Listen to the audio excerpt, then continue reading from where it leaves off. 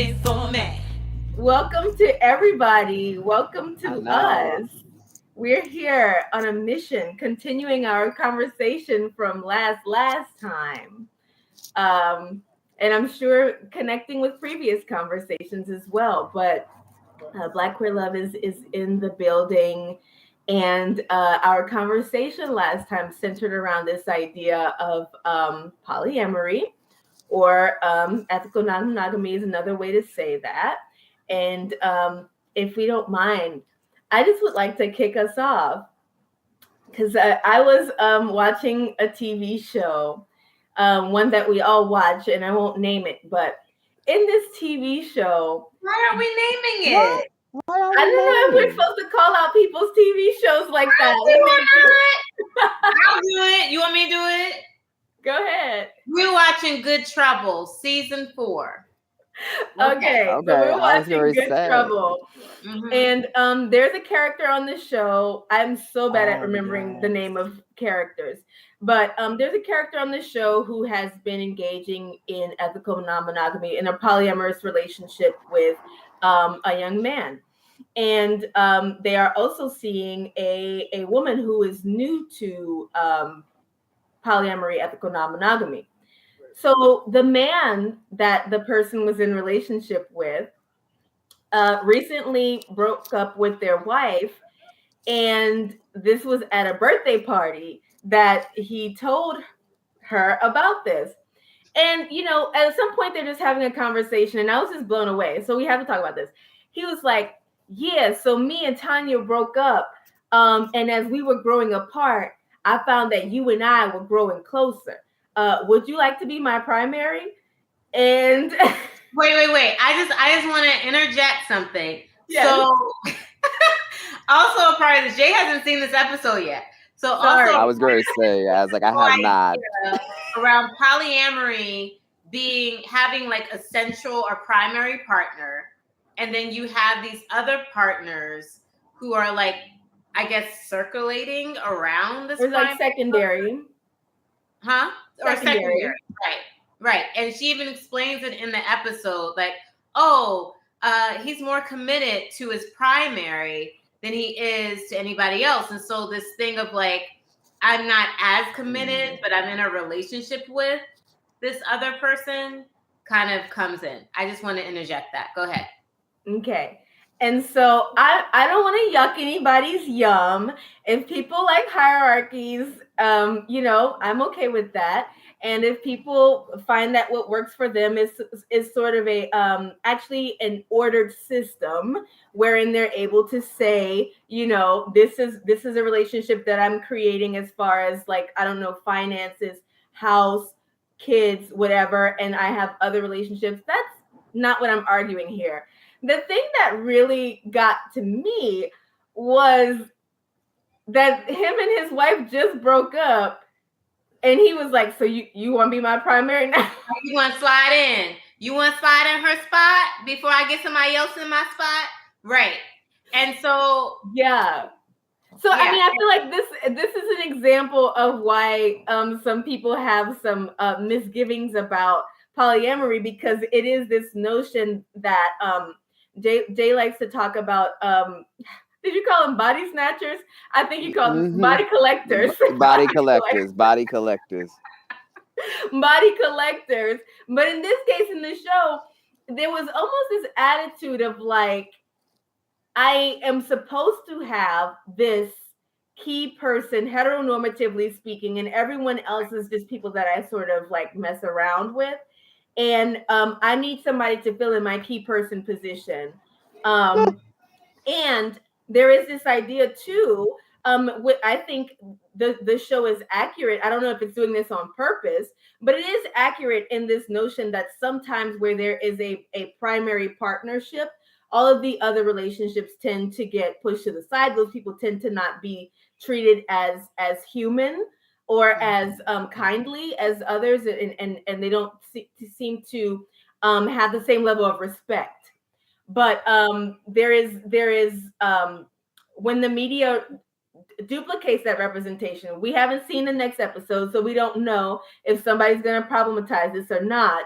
But it is something to this idea that like the as Stora was sharing with me, that the heteronormative model is still in place, that this key relationship is the marital relationship, and everybody else can just slide in and out as it pleases that person that is in power, which kind of pushes back against the idea of ethical, or I don't know, even polyness of like the many. Well, I think it also like creates this area where polyness is not queer, you know?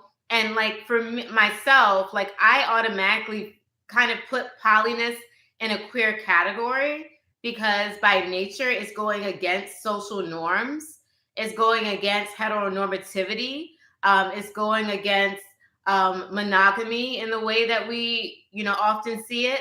But this commercialized view of what polyness is also goes from like ethical non-monogamy, where, you know, there are people, and I know we'll get to this soon, but there are people that believe that ethical non-monogamy means that I don't have to be committed in this way where like I don't have to treat you kindly.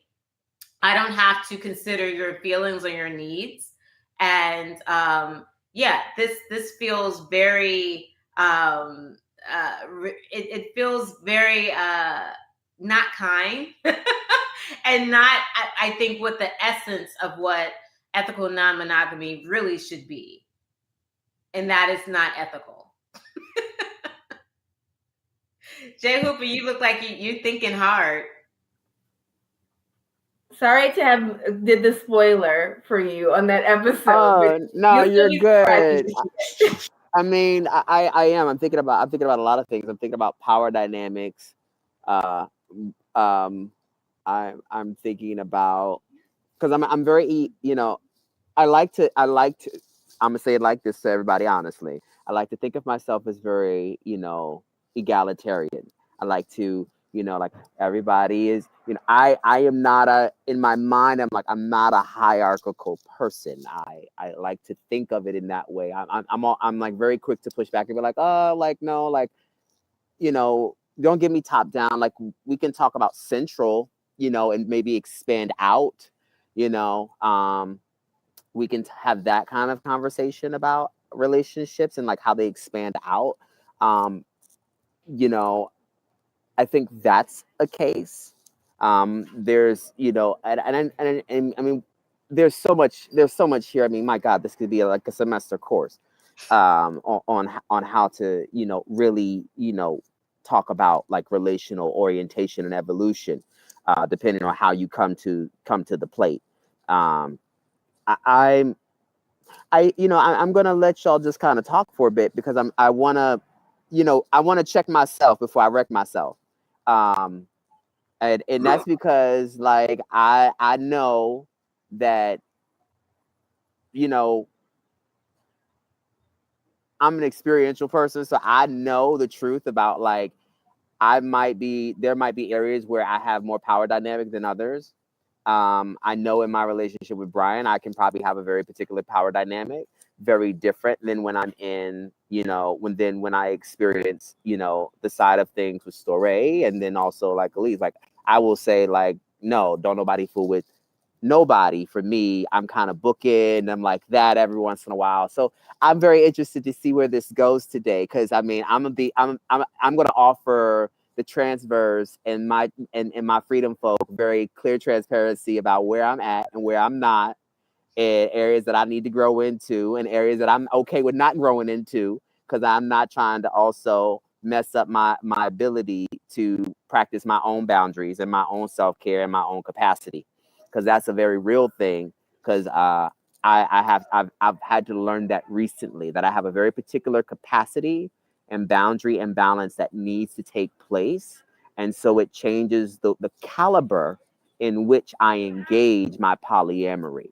And that's a very clear thing. And that's just that's been worked out over the past six months for my life, where I've been trying to figure out some things. And, you know, Story and Elise have kind of had to hear me, and Brian, you know, I'm like, you know, and I feel some type of way. And then all this is all gone. And I'm ready to, like, you know,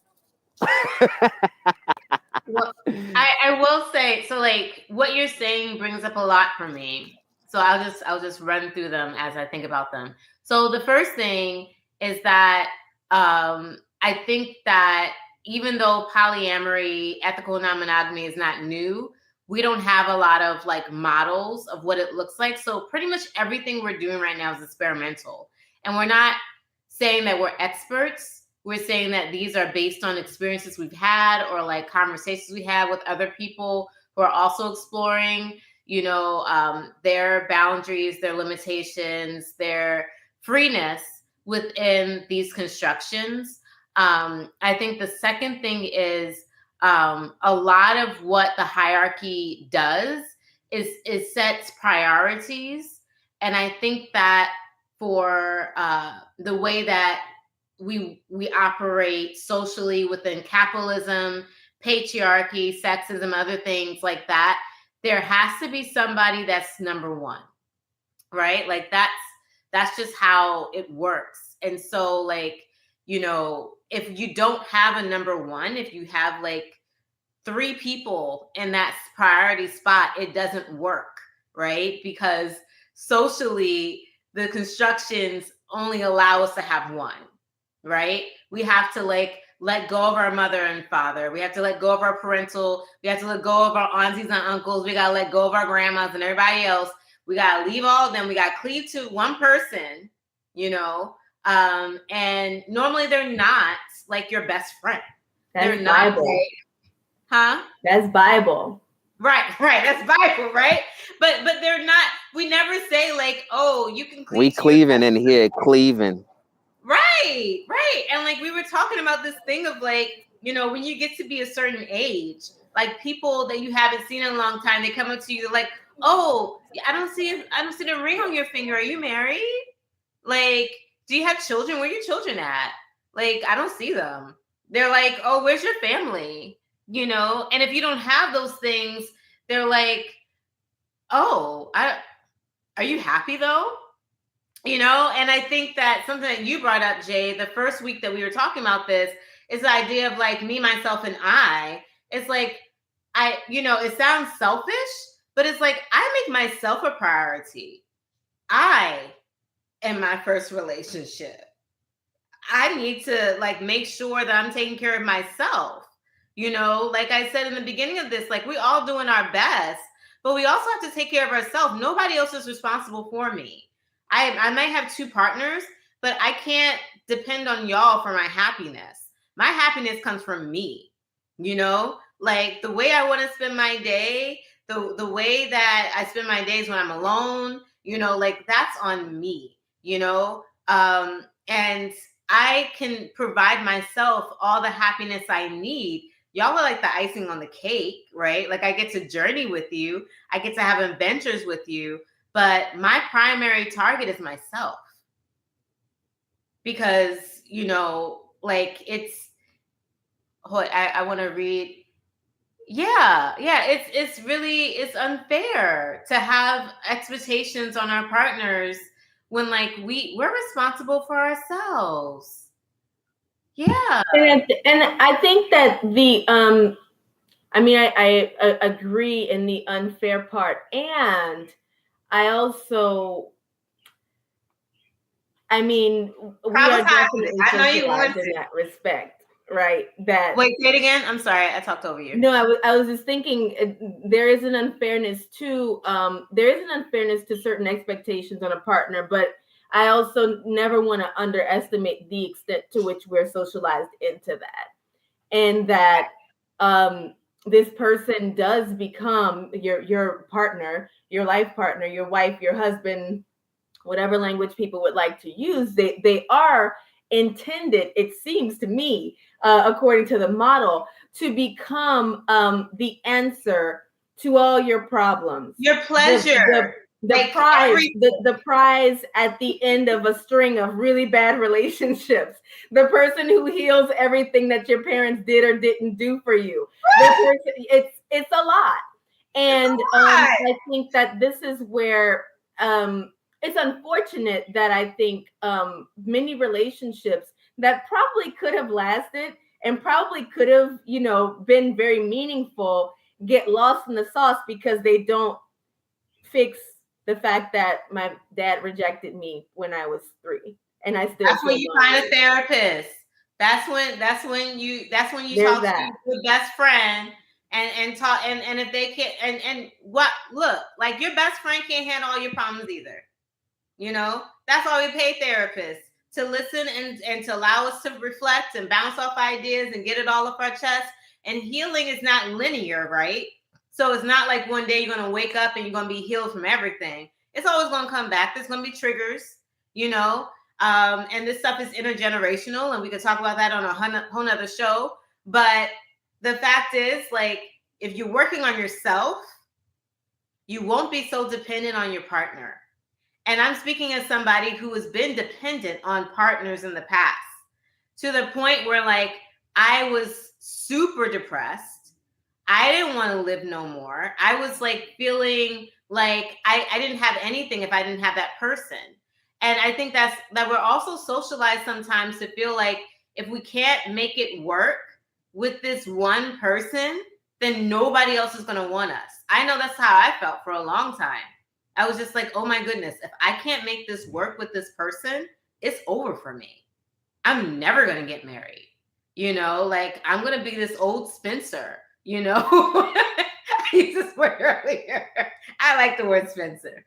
And this idea of like, I have to have like 4 kids before I'm 30 and like all these other things. And it's like, now at 40, I'm like, oh my goodness, thank goodness I didn't do any of those things, because I wouldn't, for me, right? I needed the time to get to know myself. I needed the time to get to know what I really wanted out of life.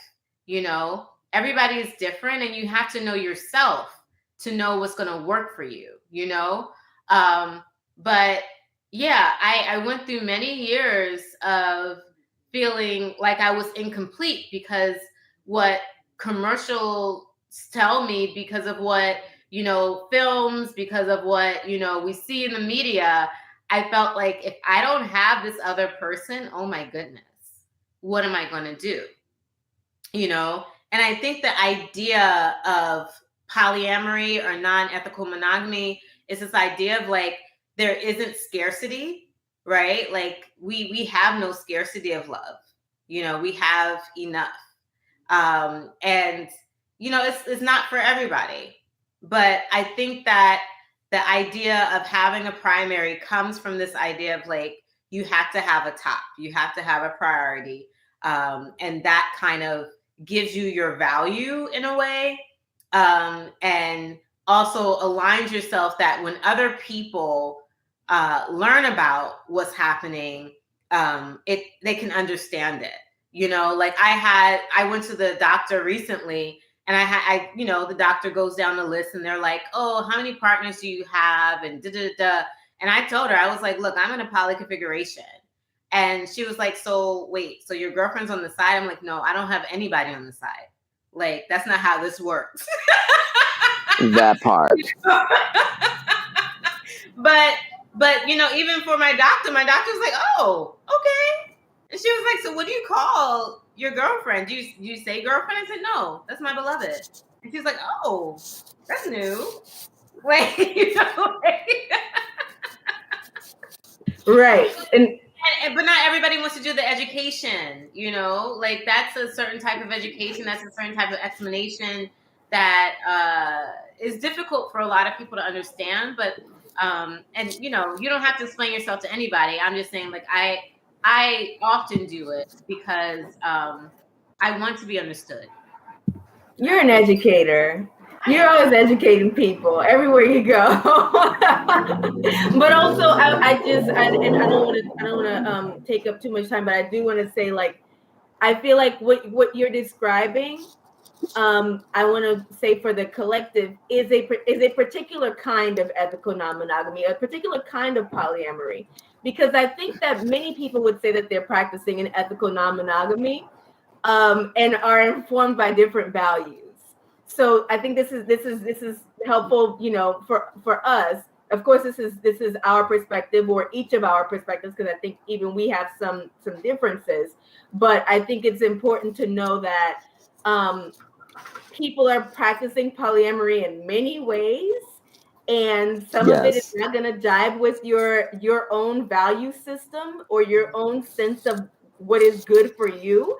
And so it becomes important to distinguish, like, am I saying that polyamory is not for me, or am I saying that this person's practice of polyamory, as I have experienced it, is not popping for me? It's something to just be mindful of, or something to be aware of. Were you going to say something, Jay? No, I was just, I mean, that's something. I mean, I think the other thing, just to kind of, go back to Storey and like the education factor. And I think what's very, which has always been a thing for me, is like, I think it's important to break people's assumptions about what they assume polyamory is for you. And I think it is important that folk take charge and feeling encouraged in creating their own language. And y'all know that's a big thing for me. Like I actually like to create the language. When, at one point, I would say these are my girls, right? And then I had to respect the fact that they were, that they were both non-binary and femme. And so then I was like, okay, well, here are my gems, right? Like I like, there's just things that happen that, and I will say, it catches people off guard, because when everybody else wants to textbook your relationship, and when everybody else wants to theorize the relationship to a place where you don't recognize it for yourself, and because you didn't spend the healthy amount of time to ensure the kind of vocabulary or develop a kind of style that communicates, I think that that's an important factor. So it gives you the audacity to create, and then sharing that creation together, right? Because no one should be able to author or assume that they're that familiar with what you have. I'm just very adamant about that. I'm very, very adamant about that, because I don't want anybody to think that they know how I love. And oh, your love is like my love. No, darling. Don't assume that. My practice is very different. I got a different attitude than you have a different attitude than me, and I can guarantee you there are things that you because we all, and I go back to this again, we all have a different capacity. And when we realize that capacity, you'll probably know your capacity prior. That's good of you. But in the end, you might learn your capacity in the process. That's true. And then that's a different thing, right? And you'll learn your boundaries. You might have thought, hey, I got these boundaries. You start realizing you can move those boundaries. And then you'll learn in the process, you can't let those boundaries go, right? Those are things that are very, very important. So when we think about, as we started this conversation off earlier, I think it has always been important for me, for people within relationship, to not know their power, but to know their position. I am okay with saying that there are areas of myself that are unable to respond to Storey. Not that I don't want to, not that I can't, but I know that my practice might not nourish that area that needs to be responded to in the ways that Storey needs to be responded to. And greatly, I can honestly say, Elise steps in maybe in a different way, in a way that actually holds that space and that responds to that nourishing that needs to happen. And what happens after that is actually a moment where I myself feel fortified and edified and practicing an ability to share the worth of growing together, right? That it's nothing wrong with not being able to meet the expectation or the need, but to gauge your capacity so that you know what you're capable of doing. I know this is hard for a lot of people because we want to think that we are the complete thing for our partner. We want to think that we are the best thing for them. We want to think that we are everything that they've asked for and needed and hoped for. And it's like, you got to be careful when you call somebody your everything. Yes, you got to be very careful when you call somebody your everything, okay? Because not everybody is your everything. They don't need, they cannot be and should not be. Should not be. That part. Okay? Should not be. Yeah. And so you got a lot of people hopping into, you know, these relational dynamics. Some would like to call it polyamory or ethical non-monogamy. They'll parade it around, and I don't know, they're body collectors sometimes. Sometimes they're just wonderful, having a good time, rendezvous, and then they got the next part the next day, and hopefully they got STI check the other day. So look, I don't know what anybody's deal is, but I will tell you this much. You need to make sure that you understand that if you have needs and expectations that need to be fulfilled, your job first is to make sure that you try to understand where you are in fulfilling your own needs and also meeting your own expectations. And if you cannot meet your own expectations of yourself, don't put that on nobody else. That's right. Don't do that. That's right. That's right. That's right. I mean, it's like RuPaul be saying, if you can't love yourself, then how the hell you gonna love somebody else? You know? I mean, yeah. I don't want to jump in because I know I talked a lot last time. So at least you want to. Well, no, I do appreciate what has been shared, particularly in the line of well, something Jay said made me think about why people do what they choose to do. And I think about the body collectors, and and I'm sticking with body snatchers. I'm not sure what they do. I like body snatchers. I'm gonna say body snatchers too. Although I'm thinking about why people do what they do. And you know, I am within my ethic, my idea has always been it's not what you do, it's why you do what you do and how you do what you do. And so if your thing is to have, you know, several sexual partners, I don't think that there's anything unethical about that. But if these people feel objectified, if someone feels as if you are inaccessible emotionally and they're not okay with that, and or if someone doesn't know about someone else, this is where the ethics come in, and it becomes a matter of why are you doing the things that you're doing? Why are you sleeping with 7 people? Is it because you just really like sex? More power to you. That's powerful, virile person that you are, or is it that you're trying to fill some sort of void? Are you do you not know what it is to be alone? Is that something that's troublesome for you? And then it becomes a matter of okay, do you have other ways that you can soothe yourself that may be more healthy, or that may be more suited to how you want to be and who you want to be in the world? So for me, it's not a matter of, you know, whatever it is that you're doing, do it.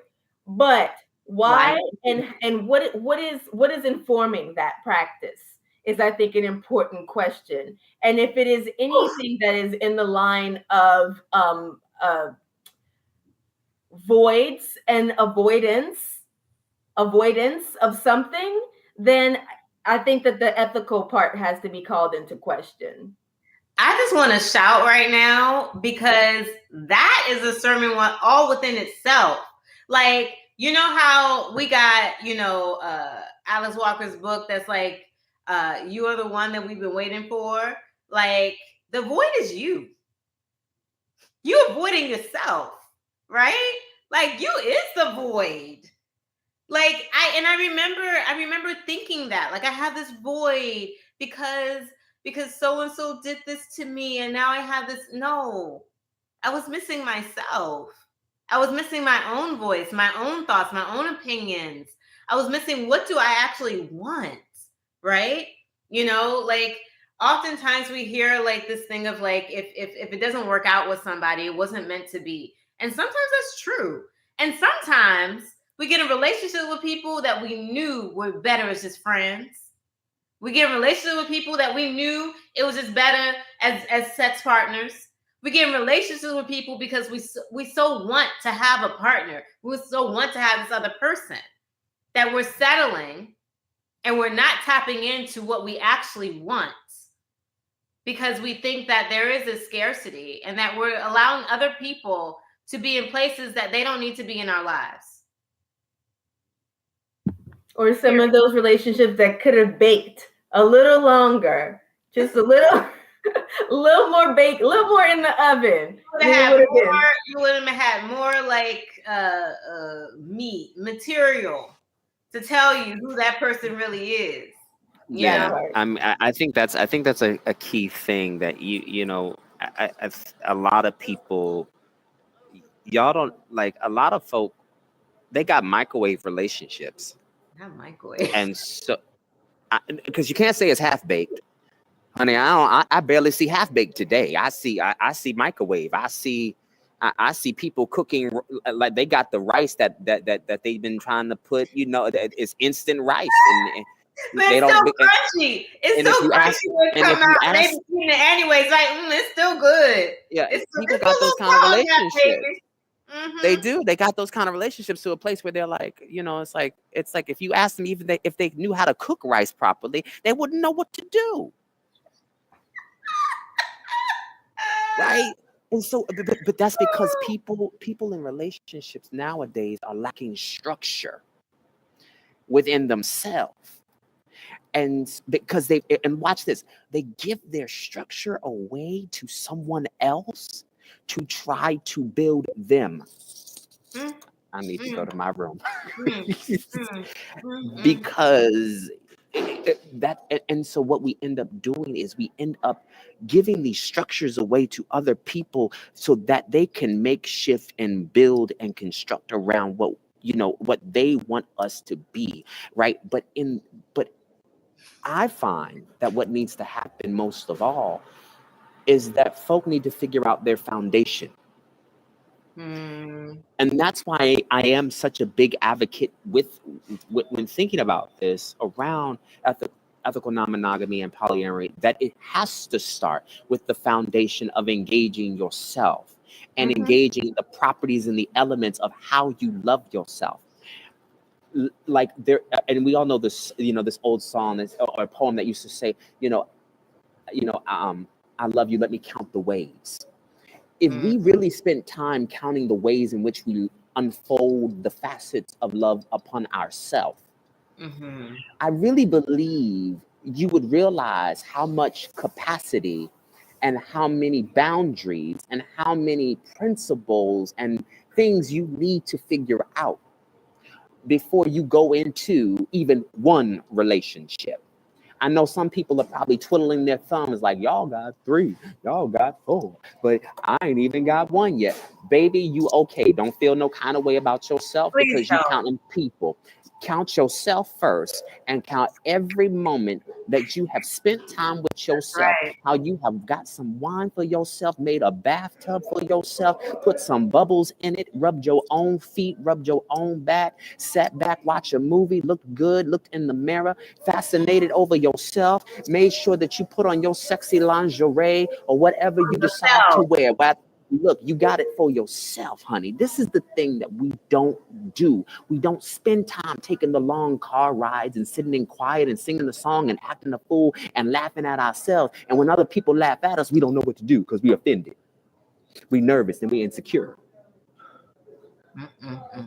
Right? But see, if we really practice not having and giving these structures away, we won't be offended when somebody is not into what we're into immediately.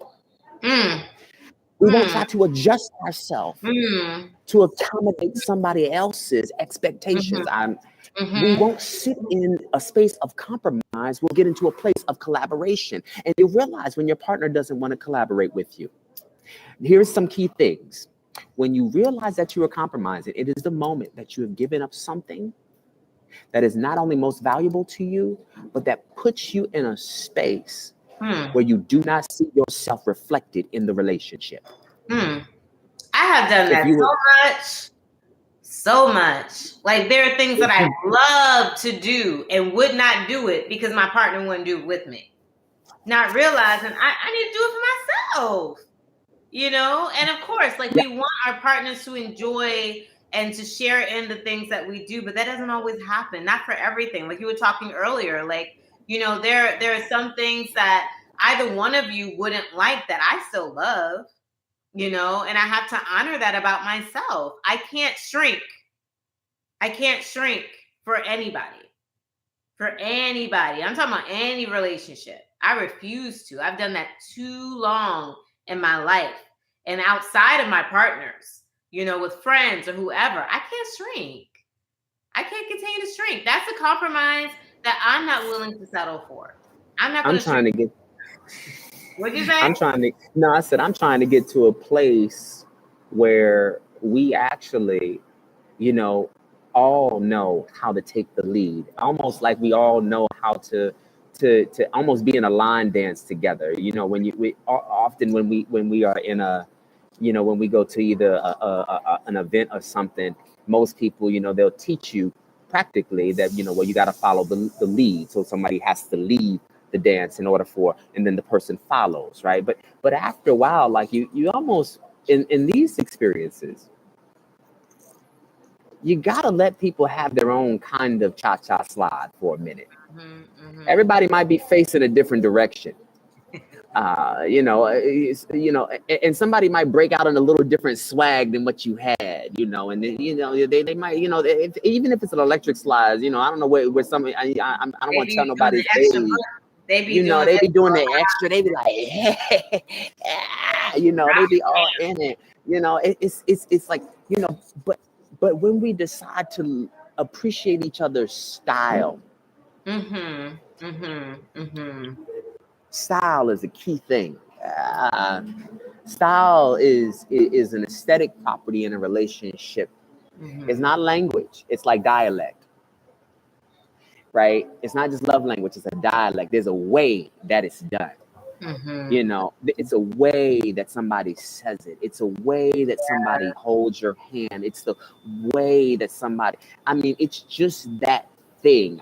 You know, like, I think when people figure out the style of the relationship, it gives them room to really be able to share in the quality of each other taking a lead. If there be any kind of framework or thought around the words of hierarchy, I invite you to take the lead with each other so that now no one becomes a follower, but folk begin to figure out their style as they also walk alongside you. And this has been a journey for us, you know, as we have figured out how to just walk alongside each other, figure out how to communicate. There are things I can tell you right now, I am the worst communicator with the least. And I know I do not say everything, and I don't say everything. I really have different languages, and y'all have to learn each other's language. And we say things differently. But like, let me tell you something. I'm gonna get full. Y'all know I'm out here in Starbucks, honey. I'm gonna get full. Shit. I'm getting choked up because I love myself. And I say I'll actually say it just like that. I love myself, some Elise, and I love myself enough to love Elise. It's important because I had to realize the properties that they were contributing in my life, and that is an edifying factor to make me check myself so that I can be better because they're in my life. right? That's a contribution of what healthy polyamory looks like. Don't put nobody in no kind of situation where they cannot be when no one. And when I talk about contribution, I'm not talking about financial contributions and all that other stuff. I'm really talking about really edifying character building, sharpening the skill sets that are already there, not making someone feel inadequate because they don't do, but make sure that you show that, like, the goal of this, I can honestly say in my terms, the way that I try to situate my mindset in being in a poly configuration and in this particular poly relationship is I look for the moments that actually calls for me to feel like that there is something being elicited.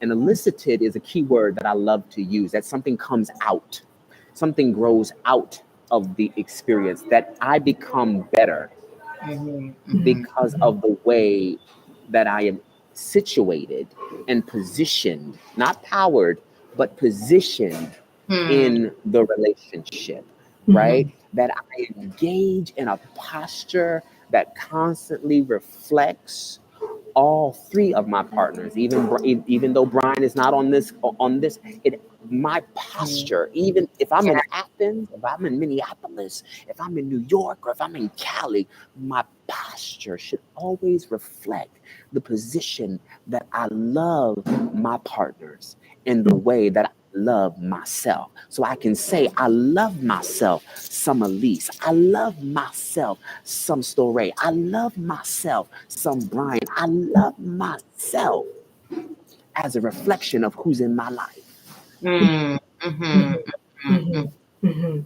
Yeah. Aww. They have a way with words. They have a way with dialect. They have a way with style. They have a way where you're the linguistics person here. So maybe there's a lot there. But I think well, I thank you for what you've shared, and I affirm the gusto in your words that is also reflected in your practice. And I think that takes self-awareness. I think that takes a lot of the word that came to mind as you were speaking was like studying. It's funny. I think our parents' generation might say, "I'm not studying you." Well, I think that there is something to studying, like studying the person who you are connecting with and purporting to build with, right? Because like we were saying before, there is difference. We're each distinct people.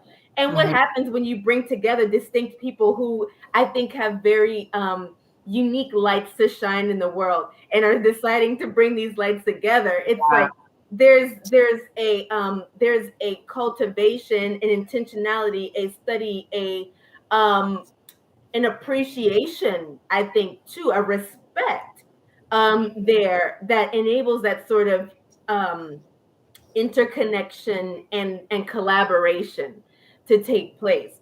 I no shade to anybody, but in the past I've heard Story talk about like different artists that they might want to collaborate with, and I had to say, what about that person makes you want to collaborate with them? Are they really the person you want to collaborate with, or like, is there something that you are seeing that might be giving you a different image of what might actually be? Is this person worthy of your collaboration? Are they collaboration worthy, I should say, is a better way to say that. Are they a person that's going to bring them their full self to the table and honor you as they honor themselves? Or are they not equipped for collaboration? I don't think everyone is equipped for collaboration. And I think Jay has pointed to many of the things that makes one equipped for collaboration. I think Story has also reflected that in their storytelling, that the act of collaboration is not as simple as I want this, and I'm gonna do this, and y'all I'll check y'all later. But that there's something to the coming together that takes a practice and also a respect for the people that you're collaborating with, and an honoring of their style, their language, their this, that. Because if we're working together, we're building together. Mm-hmm. Can we build together unless on some level we agree? Can two walk together, 3 walk together, 4 walk together? We agree. Well, it says when two or And three are gathered. Every little minute detail, but I think there's something about a shared vision of what is good that can be very helpful. The stories that we've heard have all resulted in people being hurt because they don't share a vision of how to treat other human beings. They don't share a vision of what is valuable in love. They don't share a vision of what it means to be egalitarian. And so then people get hurt. People start to think, oh, they just want to be a player. So you know, this relationship doesn't have any value. It's like, that's part of the work of loving myself, somebody else. Is that cultivating of of values and finding where I can align with other people and share those values. I think we should count ourselves very lucky, fortunate, blessed, sprinkled with glitter, whatever, that we've managed to through all that life is, we've managed to converge with each other and to share a vision that can be very beautiful for ourselves and hopefully for anybody that will cross our paths as well. I think we're damn lucky for that. That's a lot of accidents of nature for all of it to happen.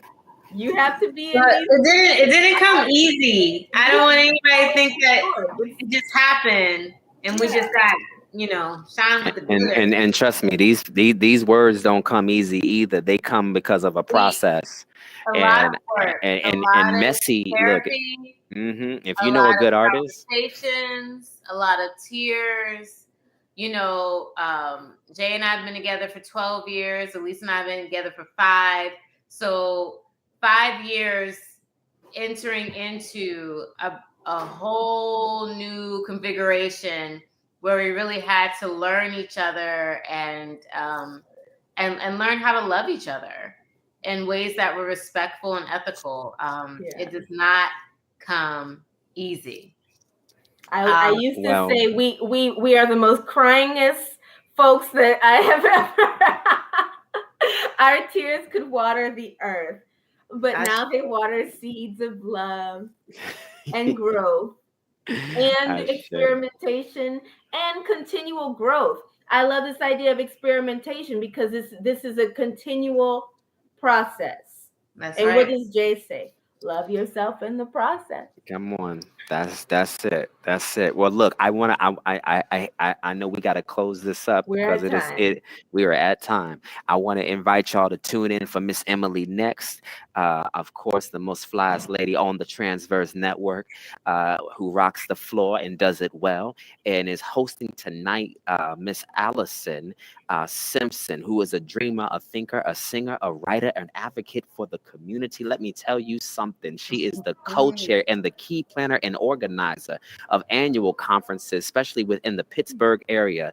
And she is the co-founder of Trans Buddy, which is absolutely stunning. I advise y'all to check her out and read more and learn more about her. She is on the show tonight. She has spent time improving the access and the quality of healthcare for transgender and non-binary and other gender diverse people within the community. And the work continues. Let me tell you something. If I read this dissertation of an introduction, honey, there would not be enough. But I thank you, and I thank you for Allison for giving us this labor of love and doing the work that you are doing. We are sending you love from Black Queer Love, and we are hoping that Emily brings out that love so it can be showered upon this community. Freedom folks, we love you, we love you, we love you. But most of all, Freedom Rose, thank Love you for yourself. being here. All of Yes. you, thank you for being here. Love your energy. Love you guys commenting and really speaking to each other throughout this conversation. I appreciate each and every one of you. At least you went to the honors and say our slogan.